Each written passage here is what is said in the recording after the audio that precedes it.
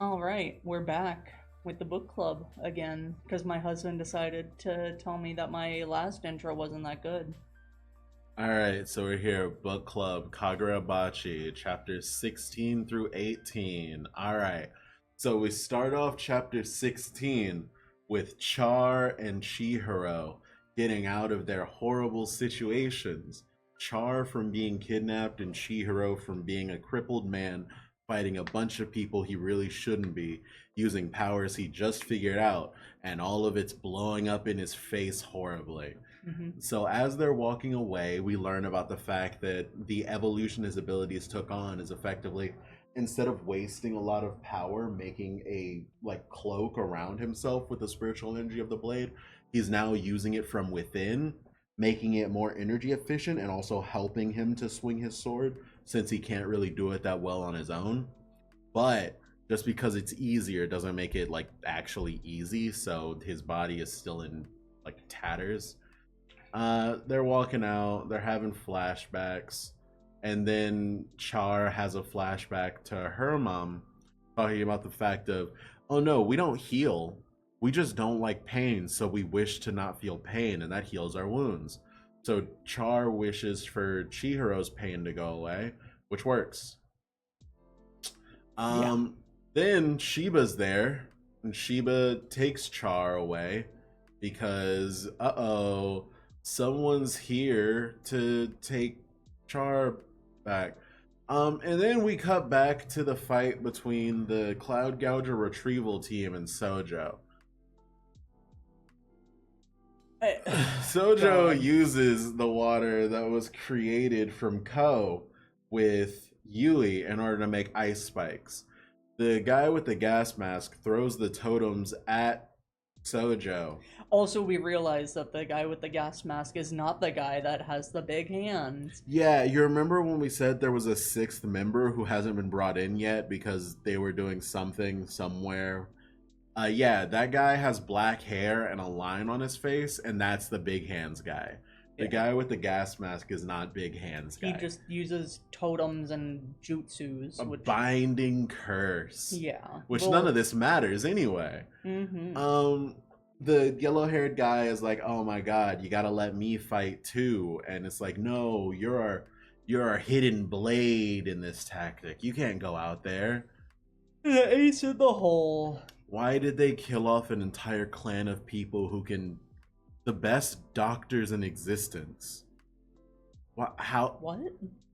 the Char's clan? Oh, yeah. Why would They can just. anyone allow them to die off when they can doctors worthless, hospitals out of style, literally just have these people go, damn, I wish you were okay, and it works. Unbelievable that they I would get wiped out. I feel like they were missing the point. This is just my theory for why they needed Char for the ore for making swords. Well, I think it'd be better to get to that when we, Yeah. yeah, when we get to that. So, anyways, So the mask guy throws totems at the ground. They miss him, but now they're spread out enough. Big hand guy goes to grab his arm to block the sword.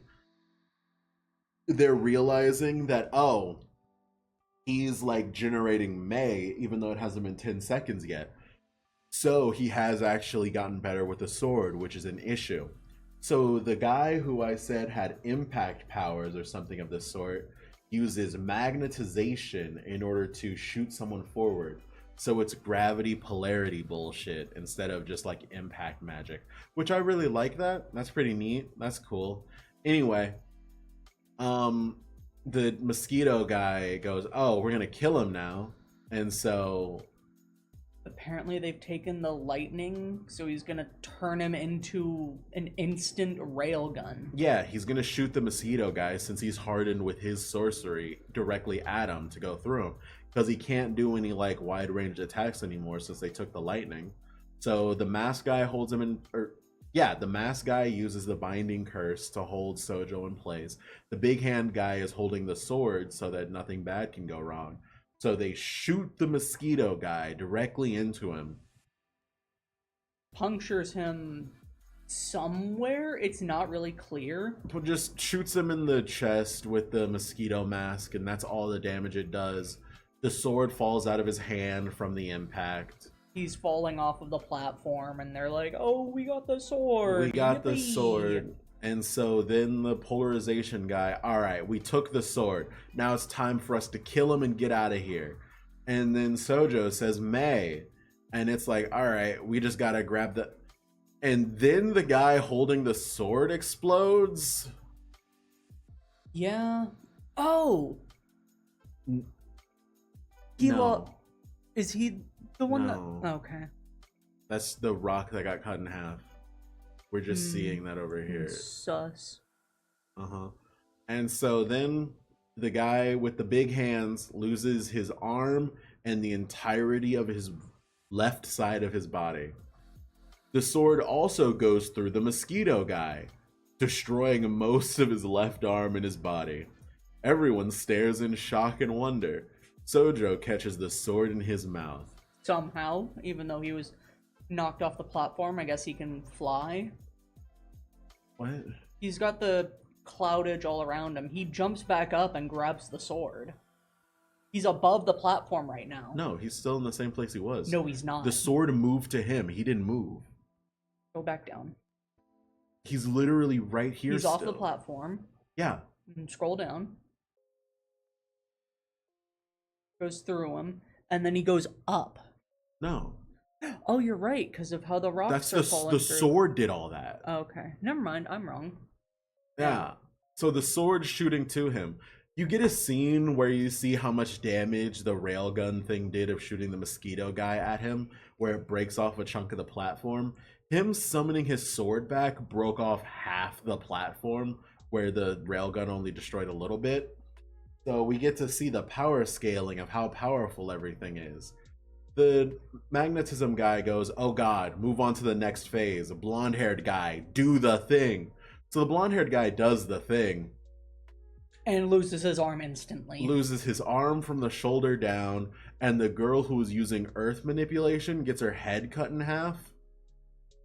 That's neat. Then we cut back to Chihiro. And then Chihiro is talking to Sojo in front of the mansion because Sojo went from that fight to the place that Char was being held because, as we know, he loves fighting against enchanted blade users as an enchanted blade user. So he went, oh, these government guys are here trying to kill me, which means this guy is trying to get Char back. So he knows exactly where Chihiro is. So he goes there after the fight is won. And so he shows up and he goes, oh god, I realized not only did I choose the sword, but the sword possibly chose me? Aww. So is it really that unreasonable that the shortening of the interval would get bigger?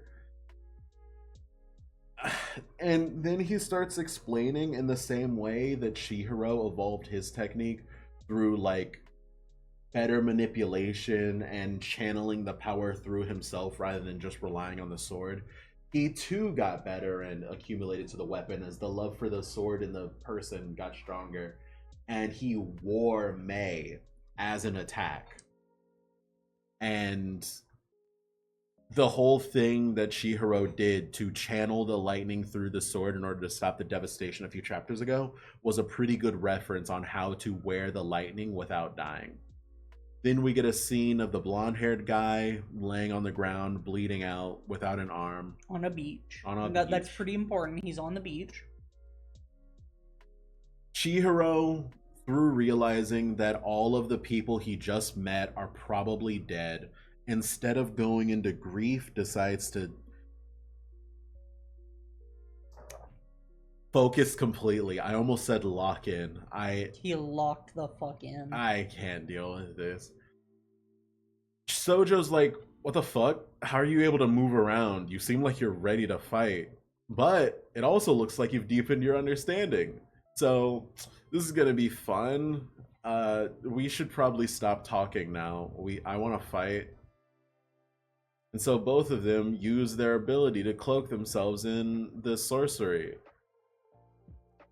And then the chapter And ends. we get a timer. The timer says that both of them, with the wounds that their bodies have accumulated, can only hold on to the ascended power they've just achieved for 12 seconds. And that is chapter 16. You go first. The first time reading through it, it was really hard to follow. The pacing was all over the fucking place. Flashbacks, flash forwards. Bullshit powers just out of nowhere. Like, oh yeah, not only is she healing herself, she can heal others. And it feels like they're just adding more powers to people just to keep them relevant and to make them seem more helpful. God. And like Chihiro said before that he couldn't use his left arm because it was like completely shattered. She's able to heal it instantly. So he's back to fighting with his left hand. Uh-huh. Eh, God. Um 3 out of 10. 3 out of 10. But you were so excited to see the fight between the government agents and Sojo. I couldn't follow it.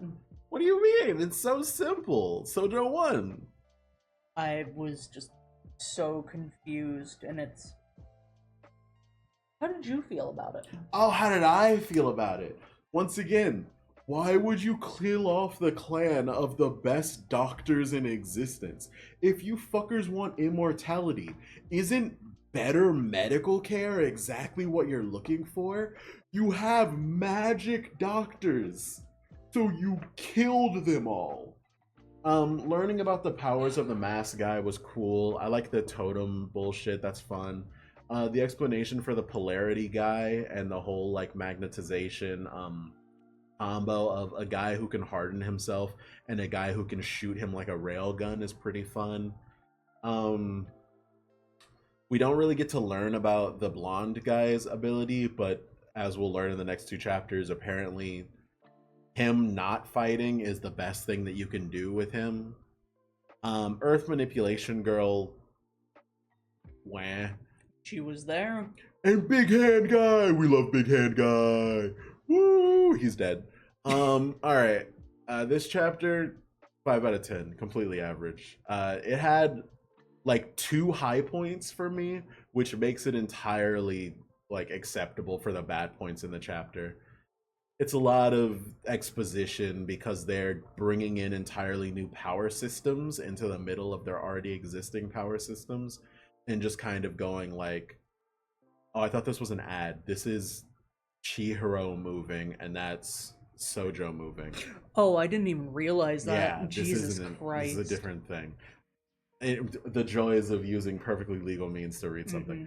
Yeah, 5 out of 10. Completely average to the storytelling of stories like this. One thing I do want to say to go off of what you said earlier, like immortality.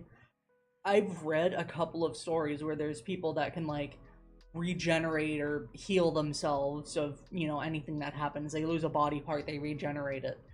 Almost always it's, oh yeah, we want to kill them and take their body parts so we can eat them and become immortal. It is such a trope now, and it drives me crazy. Because it has, like, it is Asian culture. Eating shark fin soup is supposed to give you the vitality of the ever-moving shark. That is a thing within their culture, that, like,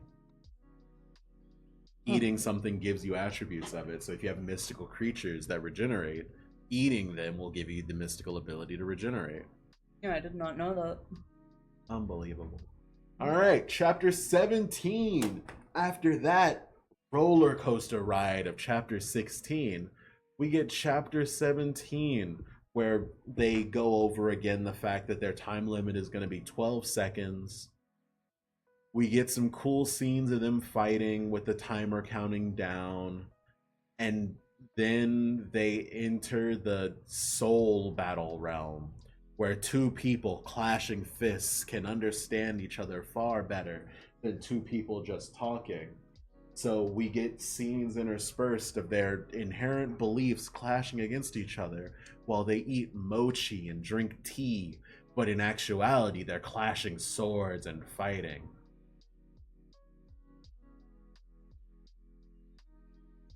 We get the scene that's currently in the background of "You've Been in My Head All This Time," which I think is funny for not straight reasons. Uh, we get a joke about Sojo saying, "Oh, so you're Rukahira's son, right?" And Chihiro going, "Who told you?" "Oh, I did. told you that." Dumbass. And Sojo's like, "You've made me think about the fact that your dad probably didn't want the swords that he created to kill everyone, but I don't really care because I fed my belief that I want to kill everything and create the greatest massacre with these weapons of mass destruction. And the sword didn't reject me, so I'm right, you're wrong. Die." And Chihiro goes, "Oh, well, uh, I fully believe that your interpretation of how the swords work is correct, but that means that I have to kill you even harder now because the swords themselves can disagree with what my father created them to do. So no one is allowed to use the swords unless my father agrees with them." I just wanted to say real quick with that Uh-huh. panel, I didn't realize he was underwater. That's just Yeah. showing the guy with the ponytail. I think that's the guy with the glasses too. He's crushed by the rock and underwater. And then in the other panel is the beach with the mosquito guy's mask. Yeah. So they're dead. This is like Sojo saying, "I use the sword for murder and I think that's great." And Chihiro's thinking like, "This is the murder you're talking about. There's no way I can let this happen again." Yeah. So that guy's dead. Yeah. That guy's super dead.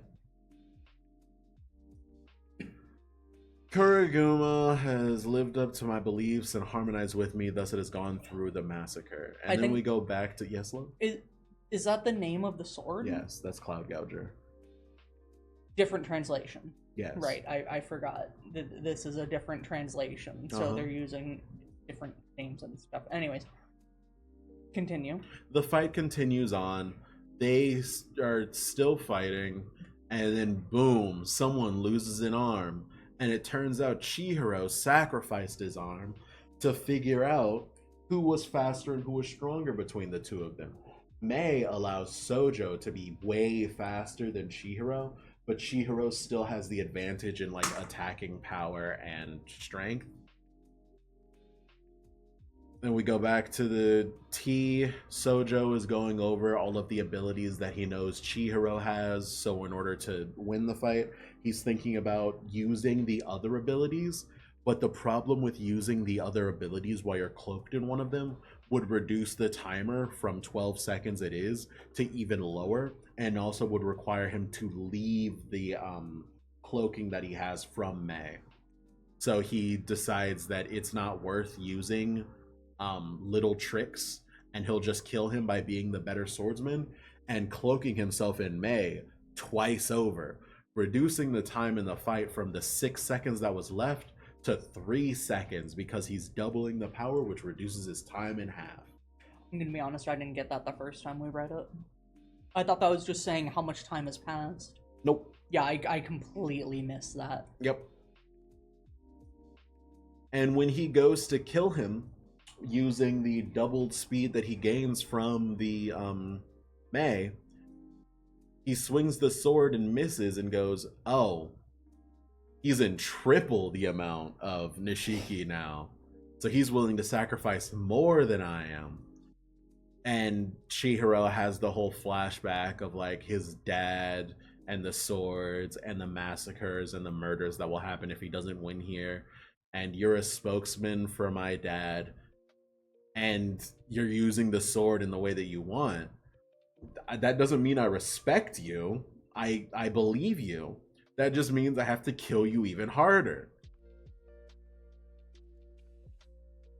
And he manages to cut off his arm. Yeah, he cuts off Sojo's arm, and then Chihiro is behind him. And Sojo decides to also go to 3 times the amount of Mei, so they're both on the same timer. And he realizes that Chihiro is behind him, so he turns around, swings his sword as fast as he possibly can, and Chihiro goes, "Yeah, I knew you would be able to see me and react to it the second that you realized what I was doing."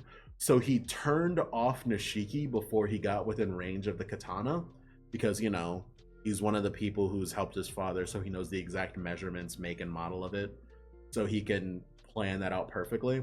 So he stopped moving, stopped channeling Nishiki, and changed to black in order to use a ranged attack while he's like overextended with the sword in order to cut him in half from close range where he has no ability to block. I'll get into it after the chapter. I just got to get through the chapter. Yeah. You don't even know what I was gonna say. I got to get into it after the chapter.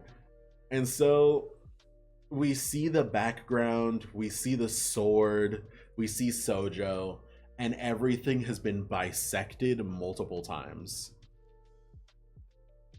Those damn bisected. And then the chapter ends. Tell me how you feel about chapter 17. It was a lot. It was a lot. I thought it was neat how them talking at first. I couldn't tell if they like actually sat down, drank tea, and ate mochi together. This is why you gotta read Naruto. This doesn't make any sense if you haven't learned about the true power of Ninshu, the ability to speak through connecting your fists with an opponent. Am I allowed to continue my thoughts? You never stopped you. Yes, you did. You started talking. It was a little confusing at first. As you read through it, you realize, oh, it's just as they're clashing, they're like having quick conversations, which is how do I word this? Like you wanted them to talk in the real world? I didn't want that. The way I'm interpreting it is they're like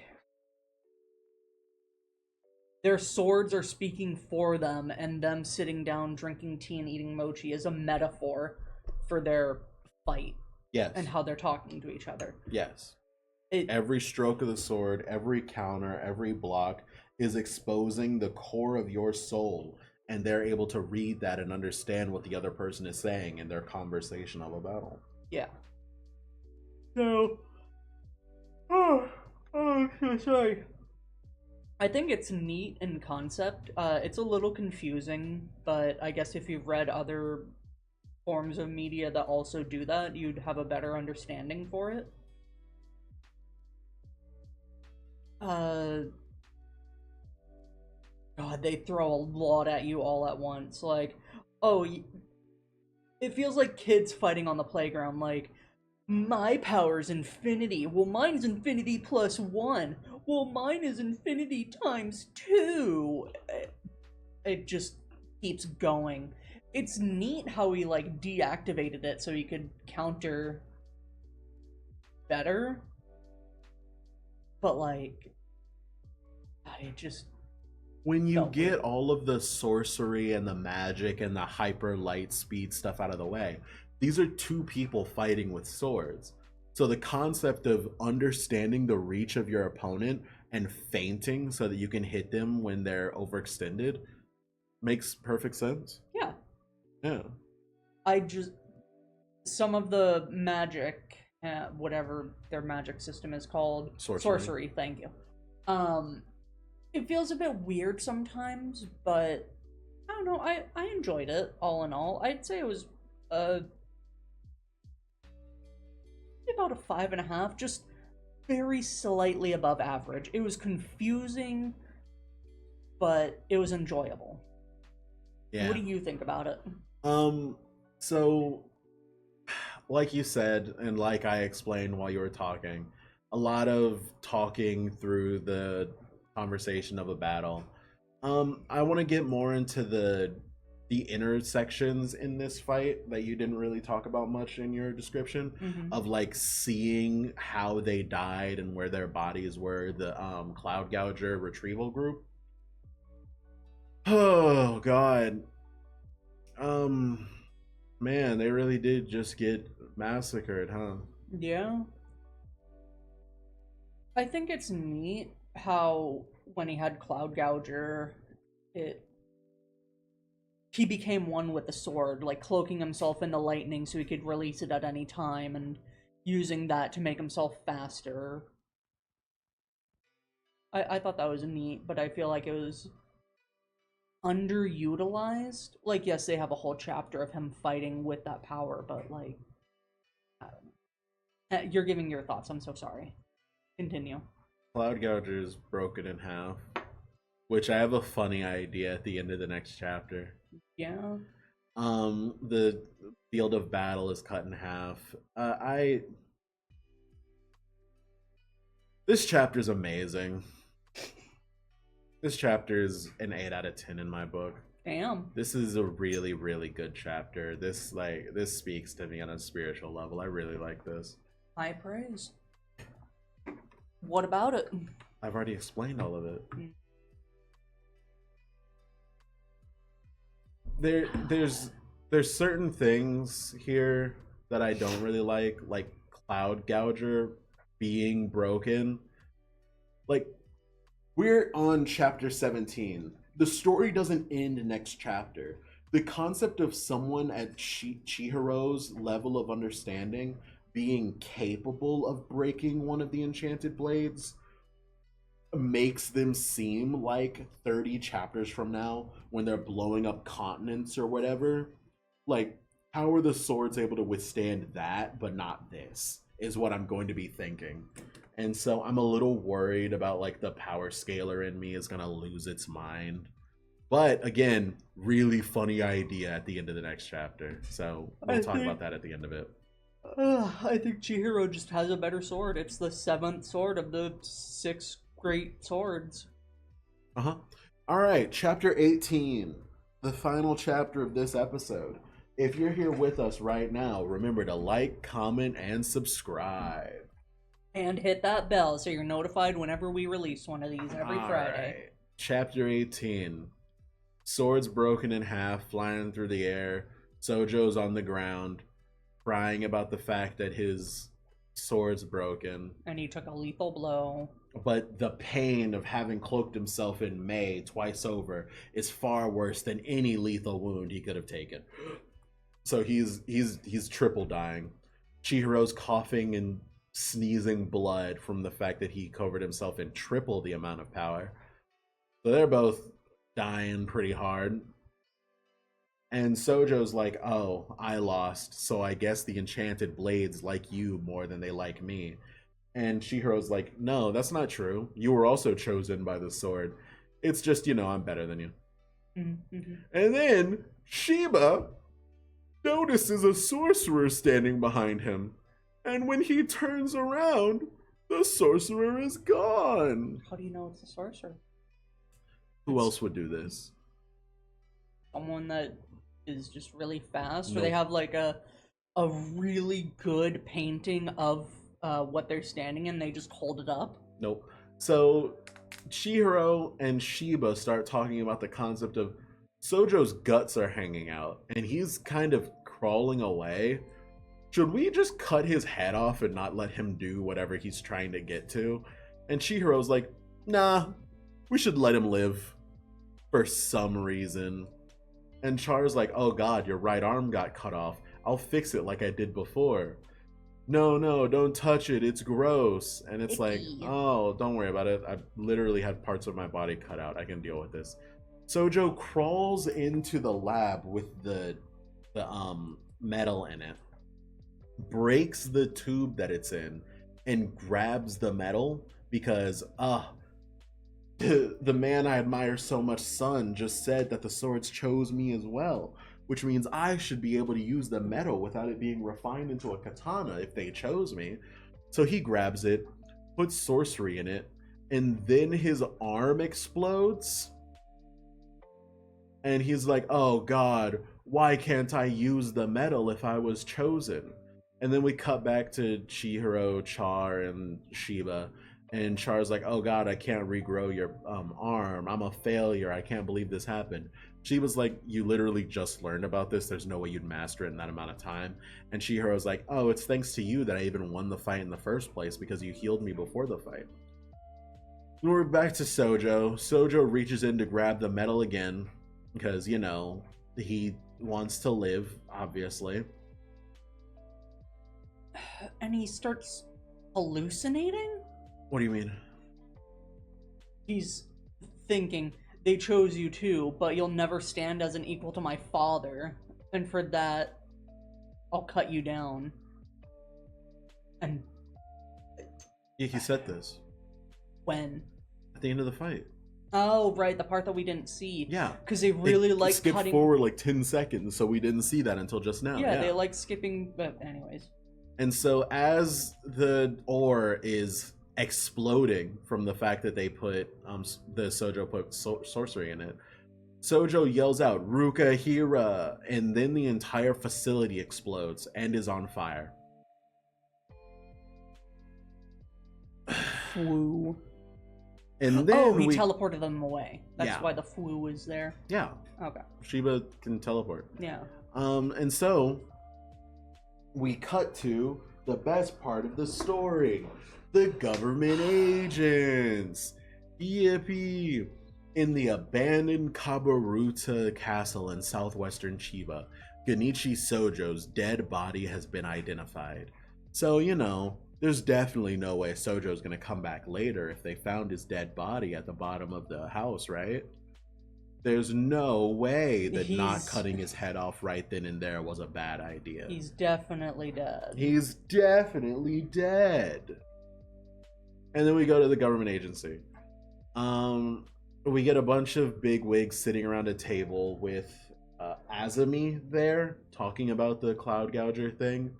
4 of the people whose names I do not know are dead. The blonde-haired guy had his arm cut off in from the shoulder down, and another person in the team has lost their legs. Ikuto. Of the 6 people, 4 are dead. The blonde-haired guy lost his arm from the shoulders down, and one of them doesn't have legs anymore. Yeah. That is the fate of the Cloud Gouger thing. When they realized that Sojo was dead, they realized the trade deal is still on. It's just now the seller is under a different name. So they figured out that Sojo wasn't the real leader of whatever black market they're trying to track down. And then we have a 10-day time skip. And there's a guy with a really long neck. Yep. I enjoyed that quite a lot. We see half of the table right here. Oh, this is a 2-page spread. This is meant to be the left side, so this is the one half, and this is the other half. 10 days later, coming up. Okay, yeah, our mistake. Totally our mistake. This is a 2-page spread of all of this conversation happening at the same time. Our fault. We misunderstood. Mm-hmm. The guy who lost his arm from the shoulder down, who was being held in reserve, is apparently important because his sorcery is summoning like spirits from ages past, and the fact that Sojo was able to fight through them is weird to them, and it proves the fact that enchanted blades should not be held by anyone other than the government agents. So the fact that he survived is a really, really good thing for the government agents. So there's no way he's going to be important later, especially with what's about to happen. And also we find out in this conversation that lifelong contracts exist. Once you pick up a sword and start putting sorcery into it and the sword says, hey, you're all right, no one else can use the sword for as long as you're alive. Cool. Anyway, then we get a look at the government sorcerers who have enchanted blades, which there are 6 enchanted blades, 7 including the one Chihiro has. Cloud Gouger is... Wait. All of the wielders of the enchanted blades during the Imperial War have been under Kabunabi's protection. Yeah, so these are 5 users. Cloud Gouger was the only one that's gone. So were they auctioning off Cloud? Whatever. I'm wrong about this. I don't care. Understand I it don't myself. care. So we have a blind guy with a cigarette, a little girl, someone with a big hat, a dude with a rope headband, and a guy who's sealed up. Mm-hmm. Cool.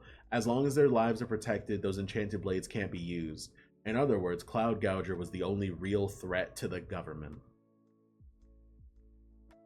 And then we learn that the blonde guy who survived and lost his arm and I think his eye, Or he just hurt. yeah, actually hates swords now.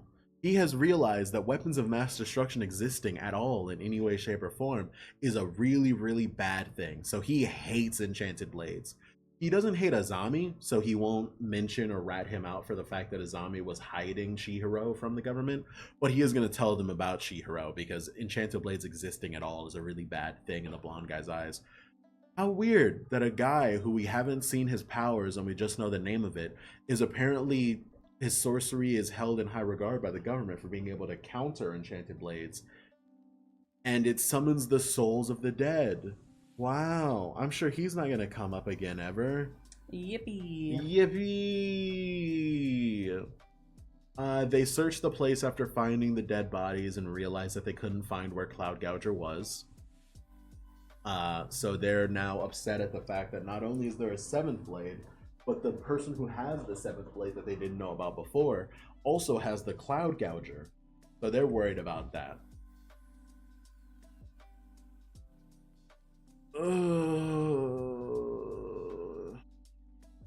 Then the government agents start chewing into Azami about the concept of like, you were hiding Chihiro from us, weren't you?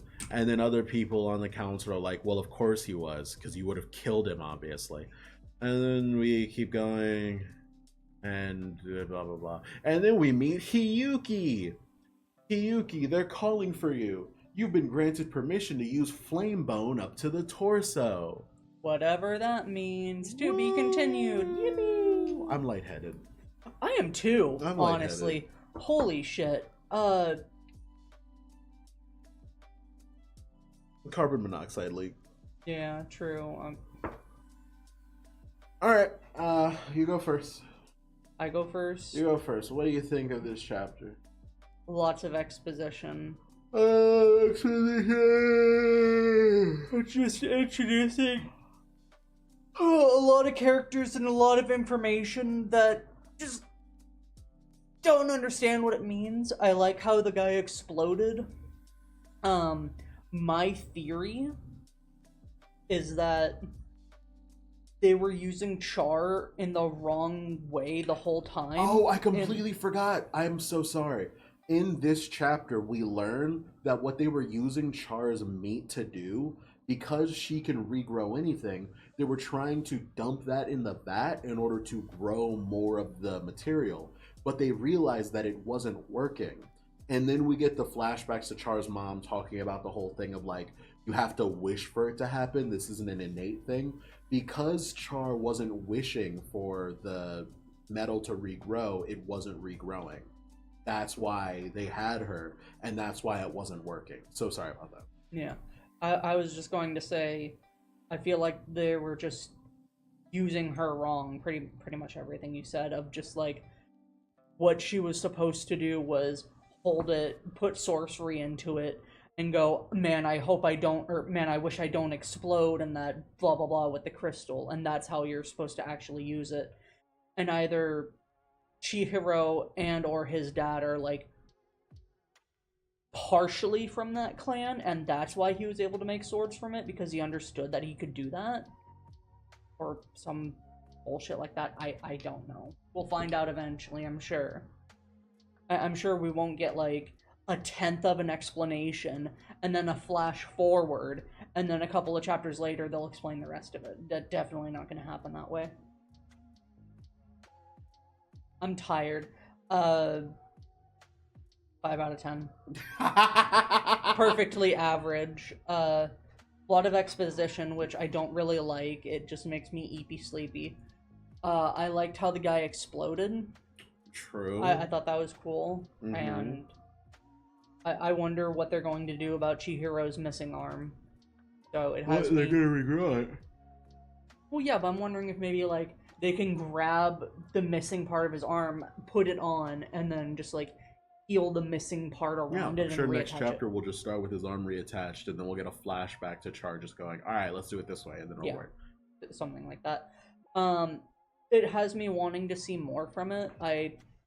Just it seems like every time they have a big exposition dump, it's going to just start a new section and explain stuff. I'm hoping that that was the real Cloud Gouger and he just broke it and it's gone now. You're really gonna take this from me? God? No, so you're done? Yeah, I'm done. Okay, alright, chapter 18. Beautiful, sweet, lovable chapter 18. My beloved chapter 18. You remember how we talked about the sorcerer that showed up behind Shiba and disappeared before they were able to get a good look? Mm-hmm. What were they holding? That's right, a suitcase. So what actually happened, follow me here. The Cloud Gouger that broke wasn't the real Cloud Gouger. There was a sorcerer who showed up, took the sword so fast they didn't notice, replaced it with a fake, and then that's what got cut in half. Because there's no way the enchanted blades can be cut in half like that. And they're still holding the auction for an enchanted blade, just with a new seller. That's the person who stole the blade. Obviously, you guys aren't paying attention if you believed this. You can't believe the propaganda. You can't believe the government. Mm-hmm. Asojo's not dead. Obviously. There's no reason they didn't cut off his head. Why would you not cut off the bad guy's head? Just kill him. Why let him crawl around? You're doing too much. There's nothing that fake body in the basement. Fake body in the basement, absolutely. They took Sojo out. He's gonna show up again. You guys just don't believe enough. Me personally, I believe. Me? Gungaga. The sorcerers out of the sword wielders that the government has under their protection, ranking them as my favorites. Number one, the guy with the scars over his eyes with the cigarette. That's number one. Number two, sealed guy. I think he's pretty cool. Number three, big hat. I think that's pretty cool. Number four, the rope headband guy. And that is my ranking of the 5 sorcerers. All right. You're so dumb. As I said when I was reading the chapter, this guy, the blonde guy, is definitely going to become a villain because he hates sorcerers and blah blah blah, or he hates the enchanted blades. Yeah, so he's definitely going to be a bad guy.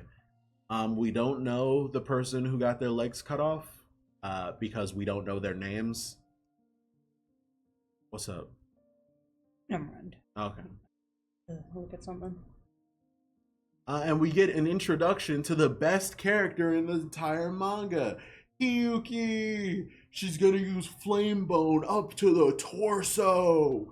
It's gonna go crazy from here. We love Hiyuki. That's a female? Oh my god. What? I honestly can't tell if they're male or female. I'm just guessing female. Because their name is Hiyuki. And they have long hair.